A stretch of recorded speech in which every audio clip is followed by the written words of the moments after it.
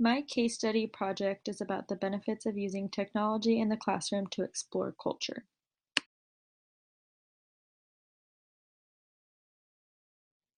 The questions that guided my research were: how can students using technology as a tool make them feel accepted in the classroom? How can students connect with like cultures globally? And how can students be supported culturally through technology?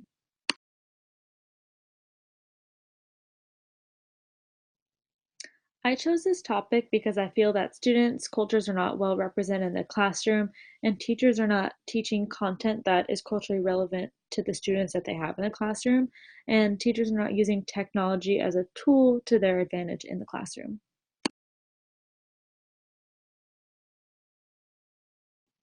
The themes that I had for my literature review were the importance of understanding culture in the classroom, technology as an advantage in the classroom, how to represent culture through technology, and content that is culturally relevant to students.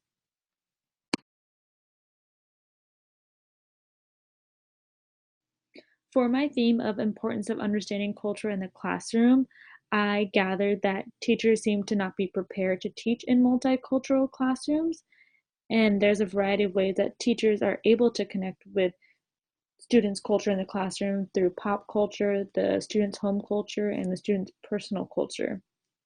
There was a method that the author Neely discussed called the story method, which helps students survey the classroom, talk and observe their students, and research and reflect on what they've learned, and then they can use that to implement it into lessons that reflect the culture that they've picked up from their observations. And then when students read a book or watch a video, they want to see themselves in that book or video, because when they don't see themselves represented, they feel less of themselves. And when you do show students themselves represented in books or videos, they feel that society is accepting of who they are.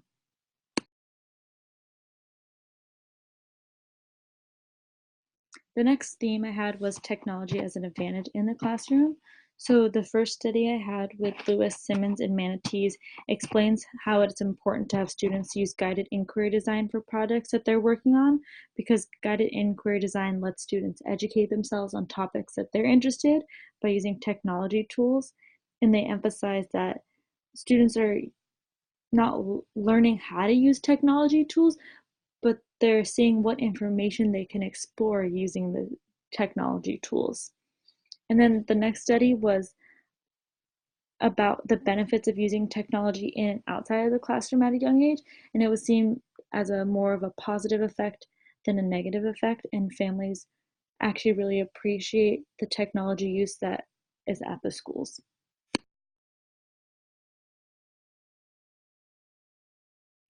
My next theme was how to represent culture through technology. So, a study by Stacy and Aguilar explained how they implemented a digital storytelling program in a community that was open to all ages. So, when thinking about what the word culture means, Stacy and Aguilar say that postmodernism suggests that culture is something that we do each day, and it is important for students and families to have their own voice and explain their own cultural story. So this digital storytelling program helped provide families from different ages the opportunity to explain their culture in their own way. The next study that's very important, which relates to my case study, is about how a group of American teachers and Chinese students read books about each other, and then they had a video chat discussion to ask each other questions about their culture and any uh, bias they had heard about each other. And using the power of technology, they were able to video chat from across the world, and this like didn't exist 20 years ago. So to use this in the classroom, it can show students what cultures are around the world.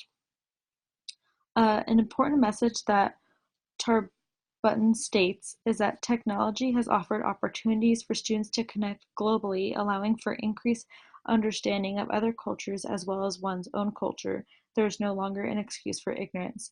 So since students, teachers have this technology at their fingertips, people shouldn't be unaware of other cultures, and they shouldn't have negative thoughts about them.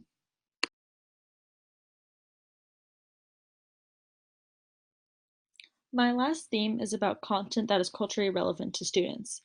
So this relates to pop culture. So one of the authors, Bruno, explained how they were able to take the game of Pokemon Go and turn it into a PE lesson, but also include math into it because students were using coordinates to run around school to pick up certain items that they were catching, which relates to the game of Pokemon Go.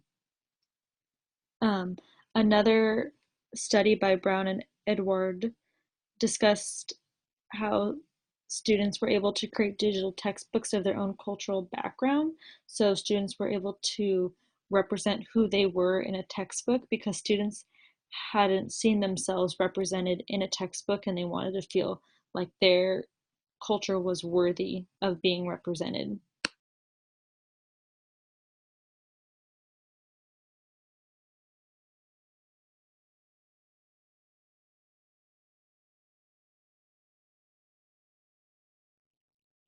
So for the school I picked, it's Stoddard Elementary School in Anaheim, and on the left side is the demographics of the school, and on the right side I discuss the languages of the English learners that are at the school, and these languages I use to translate all of the documents that I am sending out to students and their families.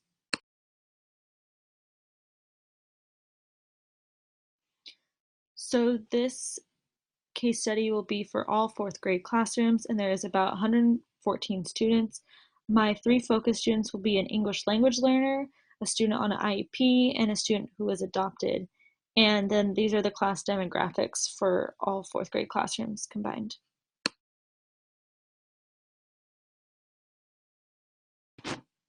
So before I begin my case study, I need to send out permission slips to families, informing them on what we'll be doing for the next couple of months and if their child can participate in what the family's involvement is going to be in this study. So permission slips will be sent out in the beginning of December before students go on winter break. That way, when students return to class in January, we can begin the study. And during the winter break time, I can prepare for the pen pal project that will be coming up, and permission slips will be sent out in English and the student's home language.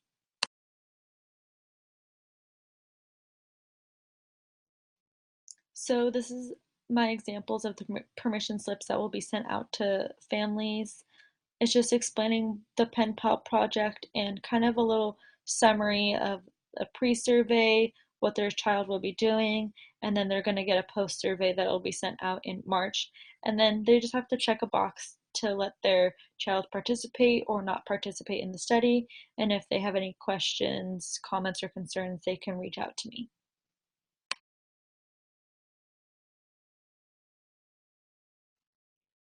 So my focus student one is an English language learner. So I chose Eric. His home language is Spanish, but he's been at Stoddard Elementary for the past 2 years. He's classified as an expanding English language learner. And throughout this study, Eric and his family are going to be provided all the resources they need in English and in Spanish, and it's up to Eric and his family to use whatever language that they prefer. When Eric is Skyping with the other student that he's paired with, he can use Google Translate to communicate with them, or if they do speak Spanish, they can also communicate through Spanish. And this project will show Eric another person that has another home language that is not English, because he might feel isolated since he's still learning English, but this project can help him connect with someone.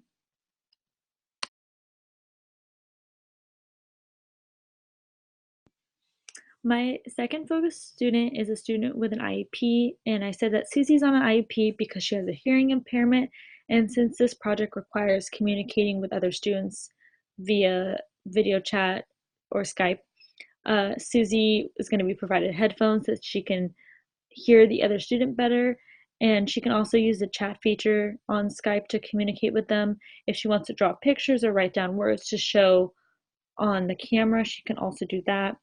When I'm giving instructions, I'm going to be mic'd up so that she can hear me, and she'll also have printed out directions of what I say each day so she can refer back to them. And This relates to the project because Susie comes from her own cultural background of having a hearing impairment, and Susie can use this project to share with others how she grew up. This will show others that Susie's not different and they should not judge her because of her hearing impairment.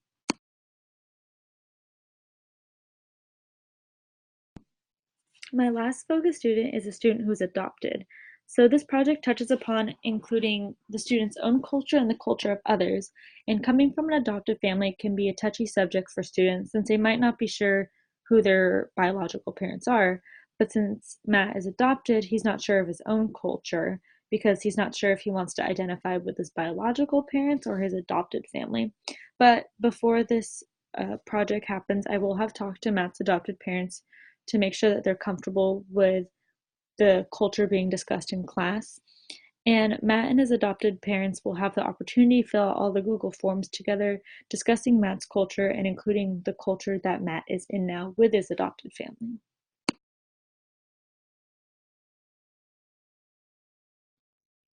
So after all the permission slips are received, in January, students and their families will then receive a survey on Google Forms about culture.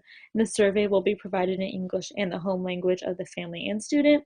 And I will be using Google Translate throughout this study to translate all of the information. So if it's not accurate, I can apologize to families in advance, but I am using Google Translate to communicate with them as best as I can.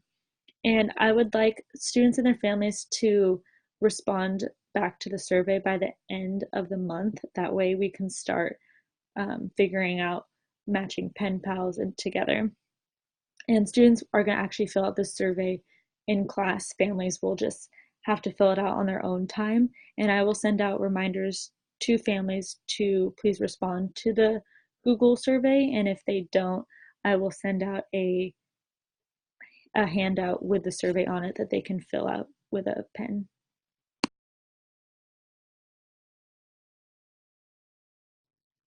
So these are the pre-surveys that will be sent out to both students and their families. It asks, how do you define culture?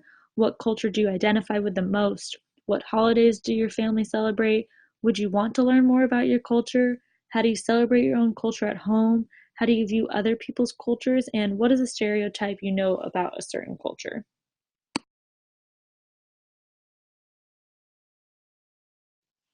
So these are the pre-survey reminder examples that will be sent out to families if I haven't received their Google form back within a week or two. It just says that it's been sent to the email that we have on file at the school. Maybe they didn't get it or they prefer to have the Google form on paper and then they can check the box and I will send home the Google form on papers with their child.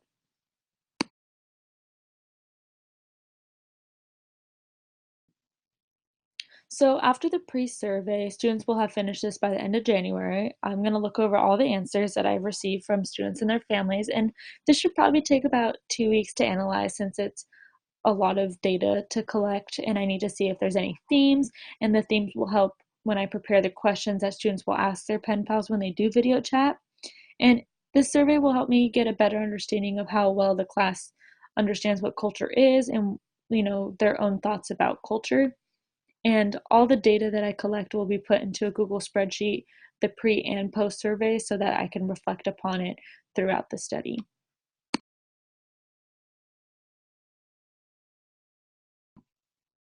So as we prepare to video chat with the other class, we will be video chatting with a school that's located in Spain.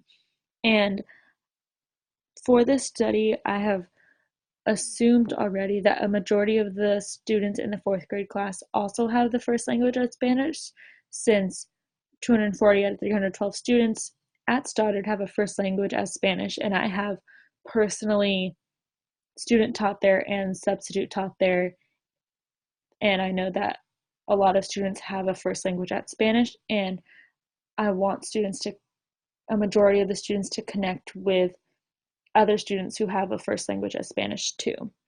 Even if students don't identify as the same culture, they'll still have an opportunity to learn about another culture from a different perspective, and they're going to learn about a whole new country.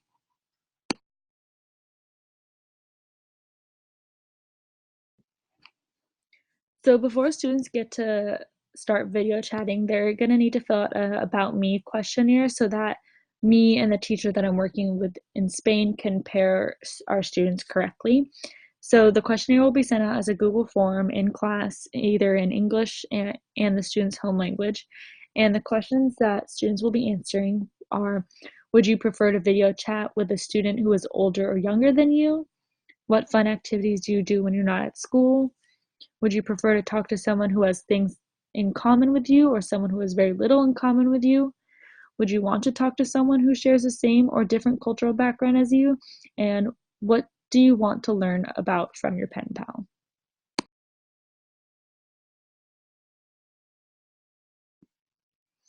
So the questions that I just read off, this is just what it would look like in a Google form in English and all of the other languages that students speak at the school.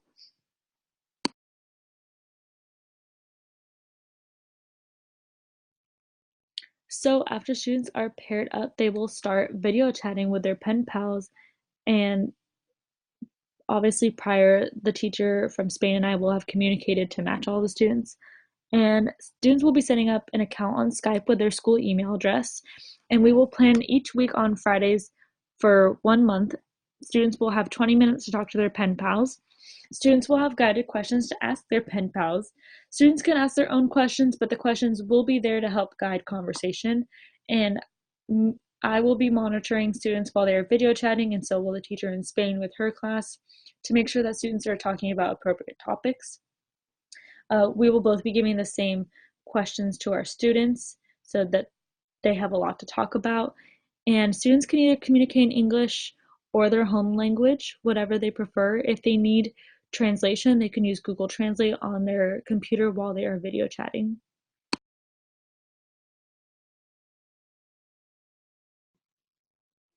So this is just a example of some of the guided questions that we would have each week. So week one is more of like an introduction. What's your name? How old are you? Favorite subjects, sports, what are you excited to learn? What do you know about American culture? Have you been to America? And then week two kind of moves on to home life, what they like more. And week three and week four is more about the student's own cultural identity. And if students go off of the questions, it's okay as long as if it's kept appropriate and they're learning from each other.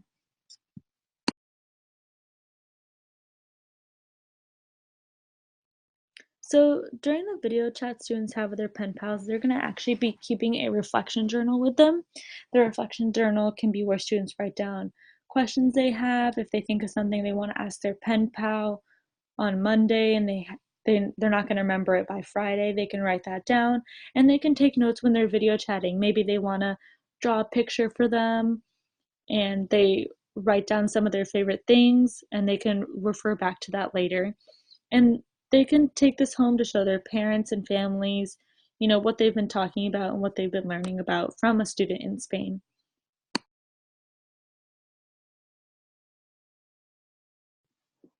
So after students are done video chatting with their pen pals for about once a week for a month, then in mid-March, I'm going to be sending out a post survey to families and students just so I can see what students took away from this and then if families have learned anything from this project.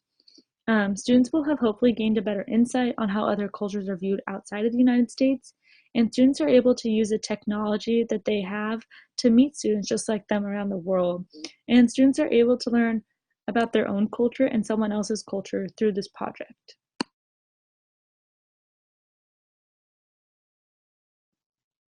So this is the example of the post-intervention surveys that will be sent to only families. The questions are: did your child discuss their pen pal at home? How did you feel about your child talking with someone from another country? What positive did your child say about their pen pal? What negatives? And how do you think this project impacted your child's view on culture?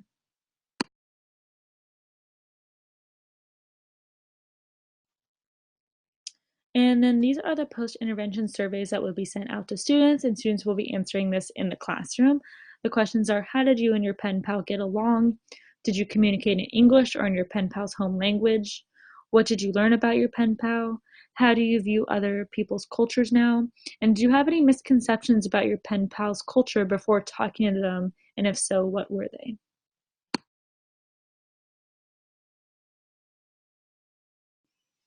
So, after working on the literature review, I now realize that there are different types of cultures that teachers can incorporate in the classroom, like pop culture, the students' home culture, and the students' like own personal culture, which how they identify. And there's a variety of ways for students to feel connected to what they're learning in the classroom. Learning about other cultures through the power of technology is something students were not able to do 20 years ago. Instead of handwriting letters and waiting for a response, students have the opportunity to video chat with students in different countries. This case study is a great way for students to explore their own culture or the culture of someone else. As I worked on my case study, I realized that if I conducted the study, it would take a lot of time. It would be something that I think students would love doing. It is not every day that students get to say that they have a pen pal who they video chat from a different country.